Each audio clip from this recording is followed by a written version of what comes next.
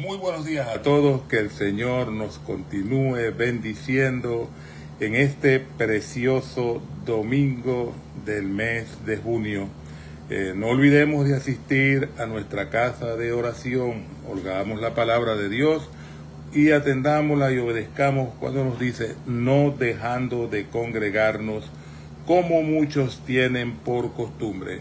Hoy vamos a leer en el libro de los Hebreos, capítulo 2, versículos 1 al 4, donde leemos de la manera siguiente: Por tanto, es necesario que con más diligencia atendamos las cosas que hemos oído, no sea que nos deslicemos, porque si la palabra dicha por medio de los ángeles fue firme, y toda transgresión y desobediencia recibió justa retribución, ¿cómo escaparemos nosotros si descuidamos una salvación tan grande, la cual, habiendo sido anunciada primeramente por el Señor, nos fue confirmada por los que oyeron, testificando Dios juntamente con ellos con señales y prodigios y diversos milagros y repartimientos del Espíritu Santo según su voluntad. Hice una publicación el día de hoy donde muestro el tabernáculo, el cuadro tabernáculo, tipo tabernáculo más antiguo del mundo. Hasta ahora no ha salido alguno que diga que es más antiguo que ese. Así que ese es el más antiguo del mundo. Cuando trabajé en esa compañía, que no voy a mencionar el nombre, que es una de las más prestigiosas en el país, y en cuanto a restauración, marcos antiguos y reproducciones de obras antiguas, marcos antiguos para arte en oro, tuve la oportunidad de tocar ese marco, estuvo en mis manos. Es algo tan interesante saber que usted tiene en sus manos algo que tiene tantos años de antigüedad. No solamente es el valor económico que este marco tiene, sino lo que representa en sí mismo. Una cosa que tiene tantos años de antigüedad, su valor económico no significa nada en comparación a lo que representa. Ese marco fue elaborado en Italia en el siglo XV, es decir, en el año 1400 y tantos. Y en ese entonces Italia era la sede principal en el mundo conocido, en el mundo, para los marcos para arte. Eso es en el tiempo del Renacimiento. Y el marco es sumamente liviano, porque la madera se ha ido ahuecando y se tiene que tratar con mucho cuidado por su valor. Es algo sumamente delicado y debe ser manipulado solamente por personas que conozcan cómo manipularlo, cómo trabajarlo, si es que lo vas a restaurar, mejor dicho, conservar. Cosas como esas no se restauran, se conservan. Y la diferencia es en que cuando se restaura algo, se le quita todo lo que tiene y se le pone nuevo, y entonces pierde su valor. Pero un marco antiguo como ese conserva todavía gran parte de lo que fue originalmente cuando lo hicieron, el enchapado en oro, el dorado con hoja de oro en agua, gilden, y la estructura. La estructura es 100% original. Eso hace que el marco tenga más valor. Entonces, conservación es cuando usted agarra una parte que está un poco dañada, la repara y la lleva a igualar la parte antigua. Eso es conservación. Y eso hace que el valor del producto, de la obra de arte, suba. Pero si es restauración, si usted lo agarra y lo limpia todo y lo hace todo de nuevo, entonces ya el marco pierde su valor, ya es algo nuevo. Pero este marco es uno de los más antiguos del mundo, y tener la conciencia de que no es su valor económico lo que significa tanto como lo que este marco representa, años de historia y antigüedad, es lo que es verdaderamente el valor de este marco. Si alguien llega a adquirirlo, entonces si esta persona lo pone en su casa para exhibir su poderío económico, y entre comillas su buen gusto, entonces esta persona está equivocada.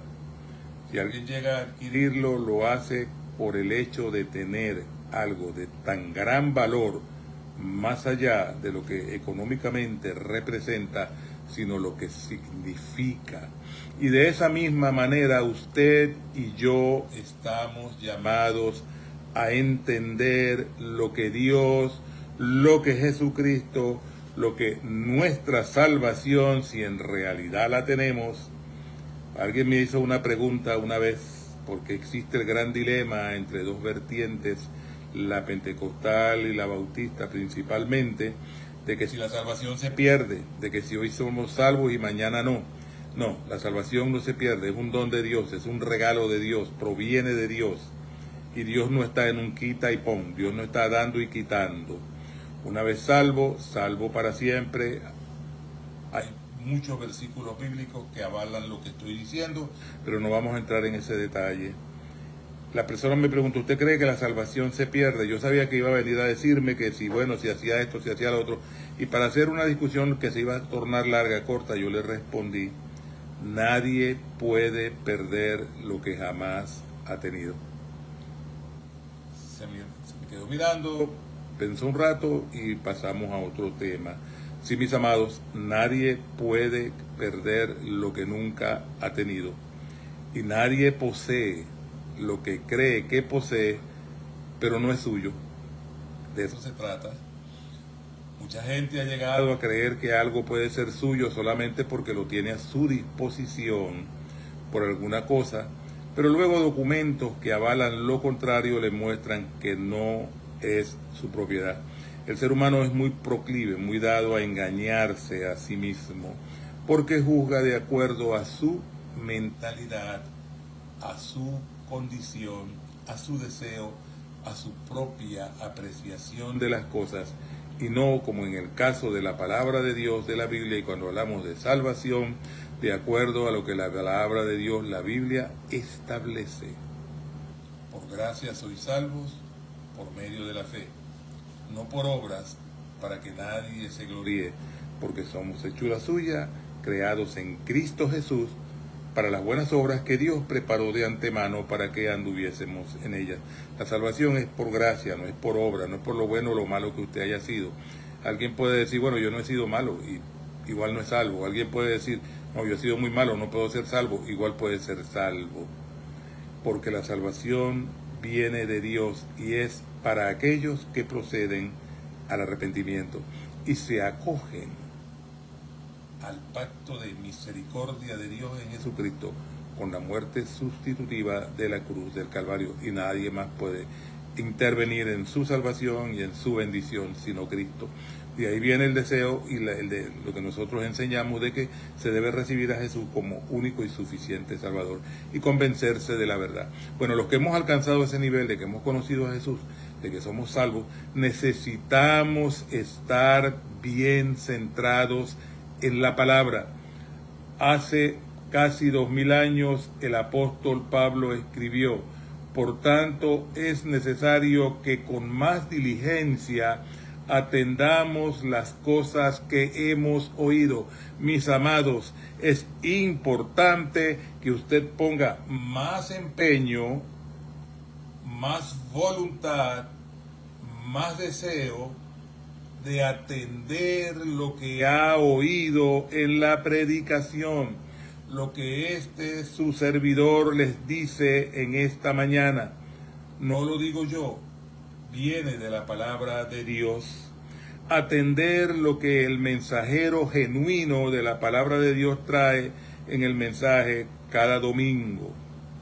Y si lee la palabra de Dios, atender lo que la palabra de Dios dice y buscar de discernirlo a través del Espíritu Santo.